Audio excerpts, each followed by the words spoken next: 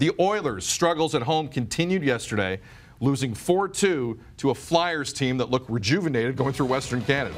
Oilers' backup goalie Laurent Brossoit allowed 3 goals on 32 shots as he continues to fill in for the injured Cam Talbot. But it's clear Edmonton's problems run way deeper than just an injured goaltender. I mean, that's a breakaway. What are you going to do? However, Oscar Klefbom, who has struggled this season, is trying to stay positive. This is what he said after the game last night. A lot can happen. There's a lot of hockey left to play, a lot of games. The road is getting tougher and tougher, but we have to keep our head high. We don't have time to be grumpy.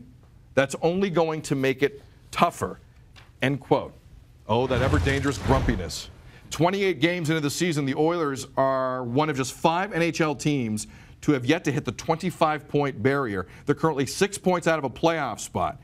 So, Stephen, are you with Klefbom on this? Is there still plenty of time to turn this around? Because there are skeptics out there. There is time, right? It is December. The season goes on for quite some time, right? But there's not much precedent for a team climbing out of a hole like that.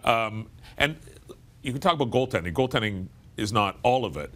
But when a team is playing badly, when you're struggling to win games, a goaltender will save you on a bad night, and that's what you need. Frederik Andersen at least gave up, 48 shots last night? Yeah. They're a good team. They're playing really well, but they needed great goaltending last night on a night when they weren't very good. If you're a bad team, like Edmonton is right now, you need goaltending to save you on a night like that. You can't keep giving up games the way they've been giving up games and giving up points. And that hole is getting deeper and deeper and deeper. I'm still thinking about last spring, but you still kind of think there's a switch there that's going to flip and suddenly they're going to look like that team. But look, does logic suggest that that's going to happen, Sid? I just think you got to look at the eye test here. The standings in the NHL are what they are. There aren't many teams that are technically out of it. It's just the nature of the 3-point game. We've said that a ton. But when you watch them play, the Flyers were an inch away from getting their coach fired before this trip began, right? This is a team that has had zero identity all year, and they were on a horrific run, and they were just steady. And when you're giving up breakaways on your goalie, I don't know how much of it is on the goalie, but I've seen enough of Edmonton this year. I've heard enough of Todd McLellan and the frustrations there. This team is not going to the playoffs. I know they're 6 out. I know it's December. I know it's early, but mark my words, Stephen, and I rarely do this with Stephen Brunt in the building. Wasn't something supposed to happen now? Wait, there. Usually there's a board, but McAuliffe gets it and I'm lazy. Mark my words, Mr. Brunt. The Edmonton Oilers are not going to make the playoffs this year.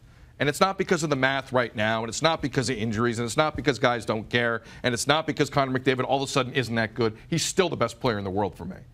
I think there are guys who punched way above their weight last spring. Way above their weight. And teams did not take them seriously, and what we're seeing now is the Oilers get everybody's best shot. And I think that's what you're seeing with this team.